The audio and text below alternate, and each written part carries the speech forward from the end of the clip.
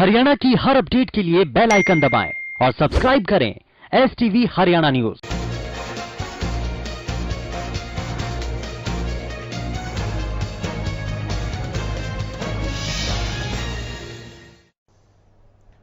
नमस्कार, मैं हूं गौरव कुमार पांडे। आप देख रहे हैं आपका जिला आपकी खबर।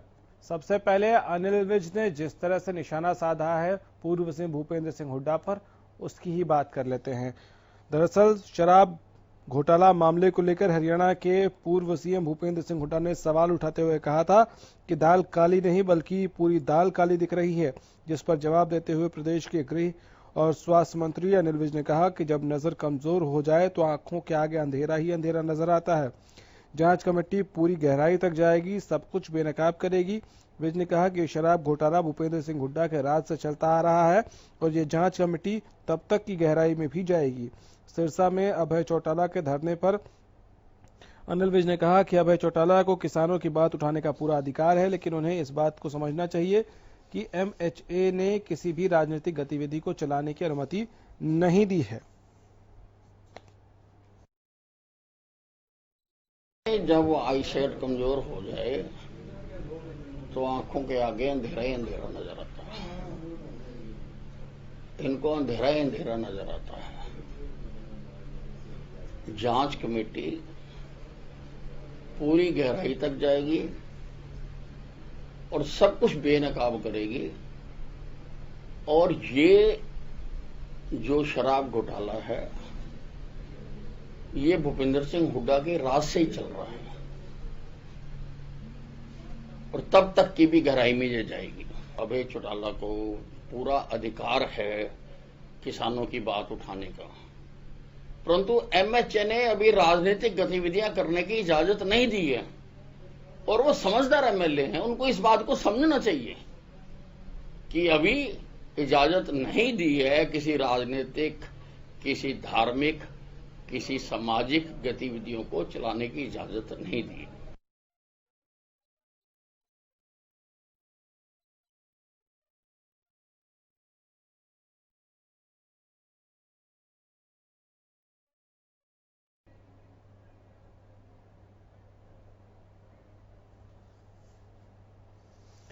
उधर सिरसा में मिनी सचिवालय पर IND और खास तौर से अभय चौटाला डट गए हैं, धरना प्रदर्शन पर बैठ गए हैं और इनेलो कार्यकर्ताओं ने भी इसमें हिस्सा लिया है। दरअसल अभय सिंह चौटाला ने सरकार की नीतियों के खिलाफ जमकर निशाना साधा। धरना प्रदर्शन के दौरान अभय चौटाला ने कहा कि सरकार किसानों के भुगतान के गलत आंकड़े पेश कर किसानों के भुगतान का दावा कर रही है, जबकि अभी तक सिर्फ किसानों को 10% ही भुगतान किया गया है। सरकार तो कहती है कि हमने 90% पैसा दे दिया,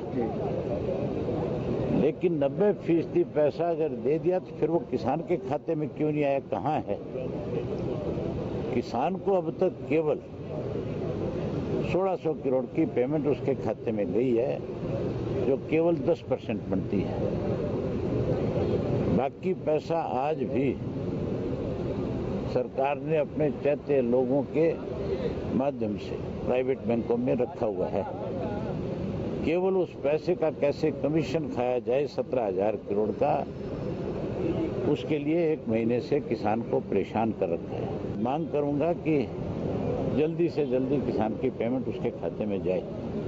और जो लूट मची है, जो सुविधा शुल्क के नाम पे 700 करोड़ रुपया इकट्ठा किया जा रहा है, 800 करोड़ रुपया, उसकी जांच CBI से होनी चाहिए। बिना सरकार के कभी कोई घोटाले हुए आज तक? ये कैसे हो सकता है?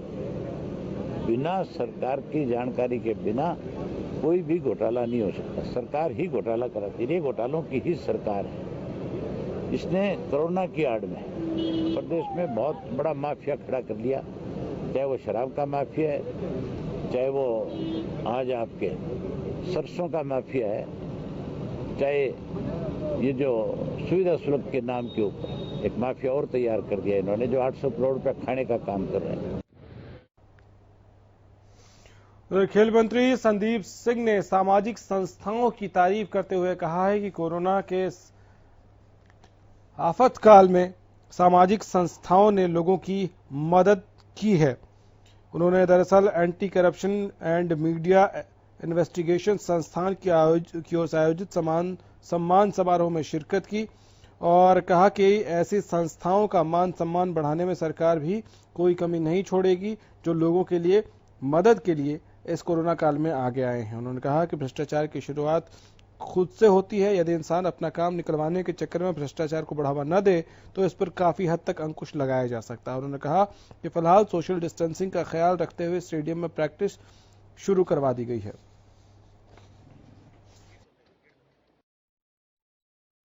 ये बहुत इनिशिएटिव अच्छा है कि वो जितने भी कोरोना वॉरियर्स के रूप में काम कर रहे हैं, चाहे वो पुलिस कर्मचारी हैं, चाहे वो हमारे डॉक्टर्स हैं, नर्सिस हैं, हमारे स्वीपर्स हैं, छोटे कर्मचारी हैं, चाहे बड़े कर्मचारी हैं, सबको उन्होंने सम्मानित किया है। और साथ ही में एक मैसेज भी मैंने दिया है कि जो करप्शन है वो हम अगर अपने आप को सुधार लेंगे तो शायद हमारी करप्शन बहुत हद तक कम हो जाएगी। तो उसके बारे में मैंने बताया। तो ये एक ऐसा स्टेप था एंटी करप्शन टीम, जो मीडिया की टीम है, उनकी तरफ से कि शहर के जिन जिन संस्थाओं ने, जिन जिन लोगों ने शहर के अंदर कोरोना के टाइम और अभी भी जो सेवा कर रहे हैं, उनको उन्होंने सम्मानित किया।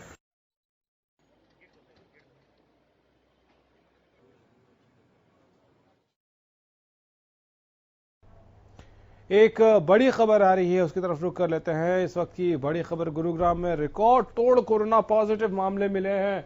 इस वक्त की बड़ी खबर आ रही है, मंगलवार को 160 नए मामले सामने आए हैं। इस वक्त की बड़ी खबर गुरुग्राम से। गुरुग्राम का आंकड़ा 1063 तक पहुंच गया है। 160 नए मामले आए हैं। हरियाणा में कोरोना का बड़ा हॉटस्पॉट गुरुग्राम बन गया है। गुरुग्राम में रिकॉर्ड तोड़ कोरोना पॉजिटिव मामले मिले हैं।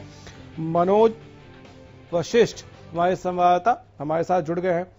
मनोज, 160 नए मामले, लगातार 100 का आंकड़ा तो पार ही नजर आ रहा पिछले कुछ दिनों में। जी बिल्कुल गौरव, जिस तरह से लॉकडाउन 4 की शुरुआत हुई तब से ही मामले लगातार बढ़ रहे हैं और अब ये जो आंकड़ा है 1000 को पार करके 1063 तक पहुंच चुका है। गौरव, बेशक बॉर्डर पे सख्ती बढ़ा दी है, लेकिन बावजूद इसके जो मामले हैं गुरुग्राम से वो लगातार सामने आ रहे हैं और गुरुग्राम में अधिकतर ऐसे एरियाज हैं जहां से मामले सामने आए हैं। गौरव, कोई भी व्यक्ति अगर पॉजिटिव पाया जाता है तो उसकी हिस्ट्री खंगाली जाती है, वो किन लोगों से मिला, कौन किन किन लोगों के संपर्क में आया ताकि क्वारंटीन करने का प्रोसेस शुरू किया जा सके। लेकिन आज की डेट में जो गुरुग्राम के अंदर जो स्थिति है, बाजारों की बात करें, रोड की बात करें, तो ऐसे संक्रमित लोग ना जाने कहां कहां घूम रहे हैं और कितने लोगों को और संक्रमित कर रहे हैं, जिसका ये नतीजा है गौरव की 100 से ऊपर जो मरीजों की संख्या हर रोज देखने को मिल रही है। जी गौरव, कंटेनमेंट जोन्स में भी क्या बहुत स्ट्रिक्टली जो फॉलो होना चाहिए रूल्स रेगुलेशन, जो बंदिशें होनी चाहिए, क्या वो फॉलो नहीं हो रही है? इस वजह से भी ये मामले बढ़ रहे हैं। शनिवार को इसका रिवाइज किया गया था, 63 बढ़ाकर 63 कर दिए गए थे और अभी भी जिला उपायुक्त की तरफ से कहा जा रहा है कि दोबारा से एक बार रिव्यू किया जाएगा जो कंटेनमेंट जोन है, क्योंकि अब अधिकतर एरिया से केसेस सामने आ रहे हैं तो अब कंटेनमेंट जोन बढ़ाए जाएंगे। लेकिन गौरव, एक सवाल ये भी है यहाँ पर, बेशक ये कितनी मर्जी सख्ती कर रहे हैं, कंटेनमेंट जोन से भी वहां पर पूरी तरह से आवाजाही पर पूरी तरह से रोक है, लेकिन बावजूद इसके कंटेनमेंट जोन से भी पेशेंट सामने आ रहे हैं लगातार। तो कारण तो कहीं ना कहीं फिर यही हुआ कि जो नियम वहां के लिए बनाए गए हैं तो उनकी अनुपालना पूरी तरह से नहीं हो पा रही है। जी गौरव, चलिए, बहुत शुक्रिया आपका मनोज इन तमाम जानकारियों के लिए। वक्त एक ब्रेक का है, जल्द लौटेंगे।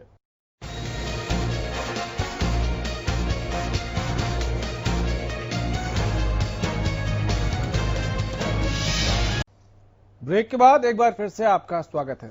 8 तारीख से धार्मिक स्थल खोलने हैं और इसको लेकर अलग अलग धार्मिक स्थलों पर अलग अलग तरह की तैयारियां हैं। पंचकुला में उत्तर भारत के ऐतिहासिक शक्तिपीठ श्री माता मनसा देवी में श्रद्धालुओं को मां के दर्शन के लिए अब ऐप के जरिए रजिस्ट्रेशन करवाकर ऑनलाइन बुकिंग लेनी होगी। बुकिंग के बाद उन्हें दर्शन का समय मिलेगा और मां के दर्शन के लिए श्रद्धालुओं को केवल 30 सेकंड का समय दिया जाएगा। बता दें कि 8 जून से मंदिर खोलने की इजाजत दी गई है। इसी के मद्देनजर श्री माता मनसा देवी पूजा स्थल बोर्ड की ओर से तैयारियां की गई हैं। बोर्ड के अधीन आने वाले मां मनसा देवी मंदिर और काली माता मंदिर में ऑनलाइन रजिस्ट्रेशन के बाद दर्शन करवाए जाएंगे।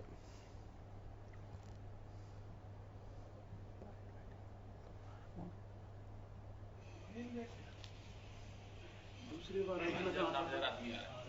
सिम्टम्स किसी का नहीं कह सकते, तो प्रिकॉशन जरूरी है। ऐप का हम इंतजार कर रहे हैं सिर्फ इसी वजह से कि यमुनानगर एक बार फिर से कोरोना फ्री हो गया है। राहत की खबर है, यानी कि यहां कोरोना संक्रमित पेशेंट्स की संख्या अब फिलहाल 0 है। यमुनानगर के अलग अलग इलाकों में 3,580 लोगों के सैंपल लिए गए, जिसमें से 3,520 लोगों की रिपोर्ट नेगेटिव आई है और सभी 60 लोगों की रिपोर्ट आनी अभी बाकी है, जबकि 9 लोग पॉजिटिव पाए गए थे। इनमें से 8 पहले ही डिस्चार्ज किए जा चुके थे। दिल्ली से आई महिला पॉजिटिव थी, उसकी रिपोर्ट नेगेटिव आने के बाद यमुनानगर जिला कोरोना मुक्त हो गया है। सीएमओ डॉक्टर विजय दहिया ने बताया कि अभी यमुनानगर हालांकि कोरोना मुक्त हो चुका है, लेकिन खतरा अभी टला नहीं है, क्योंकि प्रधानमंत्री और मुख्यमंत्री भी कह चुके हैं कि अब हमें कोरोना के साथ जीना होगा, इसीलिए विशेष सतर्कता बरतनी जरूरी है। देखिए, अभी तक हमने टोटल यमुनानगर से जो 3580 सैंपल लेकर भेजे हैं, उनमें से हमारी 60 की जो रिपोर्ट अवेटेड है, 3520 हमारे पास रिपोर्ट आ चुकी हैं। उनमें से 3511 रिपोर्ट हमारी नेगेटिव थी और 9 रिपोर्ट पॉजिटिव थी। तो जैसे कि हमें पता है कि 8 मरीज हमारे पहले सब ठीक होकर घर जा चुके हैं। जो हमारी एक महिला पॉजिटिव थी, उसकी भी रिपोर्ट आ चुकी है, उसकी रिपोर्ट भी नेगेटिव आ गई है। वो महिला क्योंकि 19th वीक की प्रेगनेंसी है उसमें, इसलिए हमने उससे कोविड हॉस्पिटल से डिस्चार्ज करके सिविल हॉस्पिटल यमुनानगर में जो हमारा आइसोलेटेड मैटरनिटी वार्ड है वहाँ शिफ्ट करा दिया है और उसका अल्ट्रासाउंड भी कराया गया, जिसकी की रिपोर्ट नॉर्मल है। तो इस महिला के साथ नेगेटिव होने से अब हमारे पास यमुनानगर जिले में कोई भी एक्टिव केस फॉर इस टाइम पे नहीं है।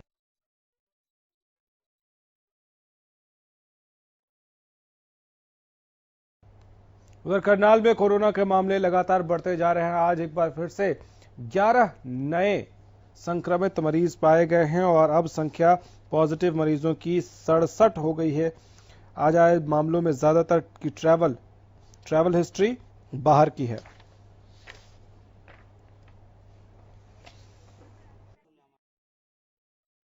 पता लगा कि कल वाइल्ड लाइफ एक्ट के अंडर 4 लोगों को उन्होंने गिरफ्तार करा था और शाम को सैंपलिंग के बाद इनको यहाँ जेल में क्वारंटाइन में ही रखवाया हुआ है। चारों को, उनमें से एक पॉजिटिव आया जो यमुनानगर से आया। तो और भी केसेस आए आज, कहाँ आए हैं कुछ पता चला? बाकी के केसेस हमारे घरौंडा ब्लॉक के हैं, डेरा सिकलीगढ़ प्रेमनगर के हैं 2 और संजय नगर के 3 हैं और एक कैमला तो टोटल 11 केसेस आए हैं और एक जलमाना का। उन लोगों से अपील करेंगे कि ट्रैवल हिस्ट्री बिल्कुल भी ना छुपाई जाए, आते टेस्ट कराएं। हाँ बिल्कुल, जैसे ही वापस आते हैं टेस्ट करा लें, वही सबके लिए सेफ रहे।